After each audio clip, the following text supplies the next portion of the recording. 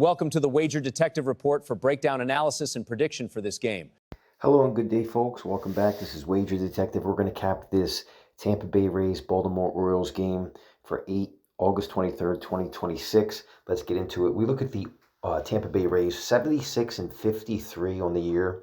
They're 33-30 on the road this year. They're going through a little bit of a slide right now, 2-7 in their last 9, but a team that's definitely going to make the playoffs. They're looking solid, but they got the Yankees on their heels. So we look at this team, 2-7 in their last 9, and Baltimore has beaten them out 5 out of their last 9 games. We look at that loss yesterday in extra innings. They've just been getting beat. Baltimore's been the primary culprit, thorn in their side over their last 9, beating them 5 times. And we look at them in their last 9 games. We look at their record, 2-7, minus 20 run differential, scoring 3.89 runs a game to 6.11. They're hitting 263 over their last 9 and 297 with runners in scoring position. But we look at their last 3, they're only batting 202, but still hitting pretty decent with runners in scoring position. So this team looking to not get swept by the last place cellar dweller Orioles here. We look at this team. I like this team. Simpson leading the team in batting average. Caminero leading the team in home runs and RBIs. I like Caminero, Diaz, Arenado, Simpson, Mullins, Walls, Palacios. They got a good team, decent, and I love their coach. I mean, Kevin Cash, one of my favorite managers in all of baseball. I put him in the top 3, definitely in the top 5. So this team, well coached, good players that get the job done, and they're having a great season, but they're on a slide right now. We look at their away splits. They're 33-30 on the road this year, 257 batting average, a home run per game, scoring 4.6 runs a game. On-base percentage, 33% with a 717 OPS. When we look at their day splits, they're 27-25 in day games, 254 batting average, still scoring 4 runs a game, 32% on-base percentage with a 707 OPS. So a little bit better away than day, but they're almost identical. This team's consistent, solid. And we look at them since July, they're 27-19. Scoring 4.5 runs a game, almost 9 hits a game, 1.26 home runs per 9, batting 265 since July with a 740 OPS. So they're hitting for, extra base hits and decent average, 265 since July, 27-19. They're looking fantastic. Again, outside of this latest slide of 2-7, they're looking not to get swept. We look at them in their Sunday road games this year. They're 5-5, +3 run differential, and they're scoring 3.6 runs a game to 3.3 for their opponents. They're batting 257 in road Sunday games this year, with a 233 average with runners in scoring position. So solid numbers. They're good Sunday, closing up a series on the road, 5-5, and they're going to be seeing Shane Baz today. 27-year-old, used to play for this Tampa Bay team. He has a 4-13 record this year with a 4.02 ERA. He's got 132 strikeouts with a 1.35 whip. So he's got some swing and miss stuff, but you look at the record, you look at the ERA, he probably wishes he was back with Tampa Bay, but I've always thought Shane Baz was a decent pitcher. When we look at him this season, 145 innings pitched, he's given up 9 hits a game, 4.02 ERA. Home runs aren't the problem. He doesn't give up a lot of home runs. 3 walks per 9 this season, not bad. 8 strikeouts per 9, not overpowering. Walks aren't bad. It's not giving up the home runs. The ERA and the hits per 9 are the problem. We look at the home and day splits. We look at home this year. He's 3-5 in 12 starts, 3.74 ERA. Teams are hitting 280 against him at home this year. Giving up 10 hits a game, 3.74 ERA. Home runs, not a problem. Walks, borderline concernable, 3 walks per 9, and he's striking out 8 batters per 9. We look at his day games this year, 0-4 with 9 game starts, 4.47 ERA, 288 batting average against. He's given up 10.3 hits per 9 with a 4.47 ERA. Again, the home run's not a problem, only giving up 3 home runs in 46 1/3. Walks, borderline, almost 3 per 9. Strikeouts, pretty much the same across the board, 8.7. So the hits and the earned run average are a problem. And when we look at his last 5 outings, 0-5 his team is, minus 11 run differential. They're scoring 1.8 runs a game for him over his last 5 to 4 runs a game for their opponents. 28 innings pitched in his last 5. He's given up 9 hits per 9, 3.86 ERA. Again, the home run's not a problem. Walk's not a problem. He's striking out 8.7 batters per 9. So over his last 5 outings, they're not scoring for him. If we look at his day games, he's 2-6 in day games this year. His team is -5 run differential. They're scoring 4.38 runs a game to 5 runs against. 40 and a third. He's given up almost 12 hits per 9. ERA of 5.58 on 4 days rest this year. Less than a home run per 9. Walking 2.9 batters per 9, and strikeouts drop a little bit. So the ERA and the hits are a problem. It's not the home runs. It's not the walks. It's just teams are stringing hits against them, and the ERA is just ballooning. Again, 2-6. His team is on when he pitches on 4 days rest. When we look at the Tampa Bay the Baltimore Orioles, they're 63 and 67 this year, 34 and 33 at home. A cellar dwelling team this year. Not the team that I'm sure that they were expecting to have. You were expecting Baltimore to probably play a little bit better. When we look at them, they're -33 run differential compared to Tampa Bay, that's only +42. And we look at them in their last 5, Baltimore 5-5, Tampa Bay 3-7. They're saying Baltimore still got a 14.7% chance to make the playoffs. So they still got something to play for mathematically, and they're 5-5 in their last 10. They've won 2 straight against Tampa Bay, looking for the sweep here. We look at them in their last 9, 5-4. They got swept by the Yankees over their last 9, and they just been dominating Tampa Bay outside of that. So 5-4 in their last 9, looking decent, and they're going to have off tomorrow before they head out to St. Louis. So, when it comes to bullpens and situationally, you're not looking ahead to anything. You're going to have the day off. Last 9 games, they are 5-4 +3 run differential. They're scoring 4.3 runs a game to 4 runs against. They're batting .240 over their last 9 games and .228 with runners in scoring position. When we isolate to the last 3 games, they're only hitting .213 and 167 with runners in scoring position. So over their last 9, above 500, +3 run differential. They're scoring 4 runs a game.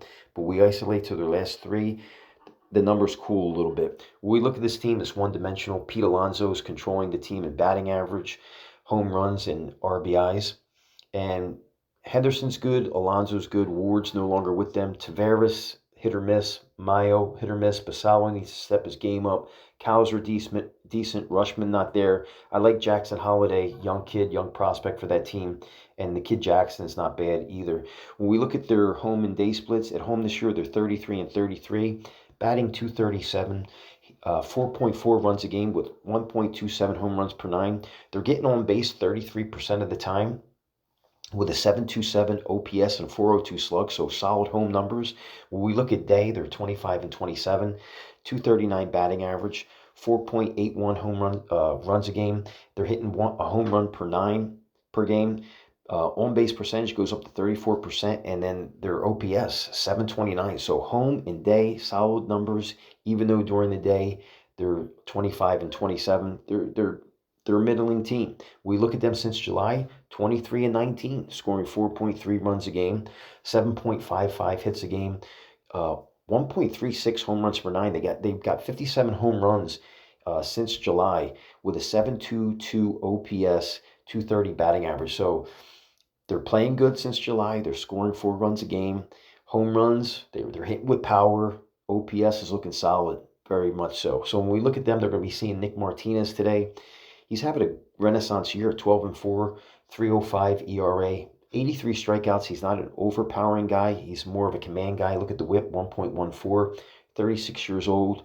And he's having a great season. They're hitting for him. And he's going to be a big part of their playoff push beyond McClanahan and Rasmussen. So when we look at Martinez on the season, 141 and 2/3, giving up 8 hits per 9, 3.05 ERA, a home run per 9. Walks aren't a problem. The power is he's only striking out 5.27 batters per 9, and a 3.05 ERA. So he's solid. He doesn't walk guys. He doesn't create a lot of traffic, but he doesn't overpower guys. So it's a perfect balance for him. We look at his away splits. He's 5-1. His team's 5-1 this year, or he's 5-1. 2.14 ERA. He's giving up less than a home run per 9. No walks.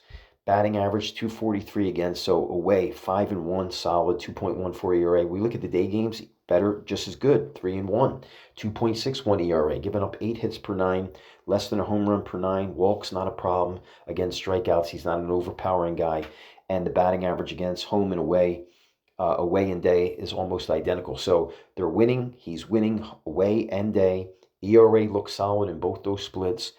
And he doesn't give up home runs. He doesn't walk guys. He just doesn't overpower guys. And batting average against, not bad. Last 5 starts, his team is 3-2, plus 5 run differential. They're scoring 5 runs a game to 4 runs per game against. In his last 5 outings, he's gone 30 1/3, giving up 10 hits per 9. The ERA does balloon up to 4.75. He's given up almost 2 home runs per 9.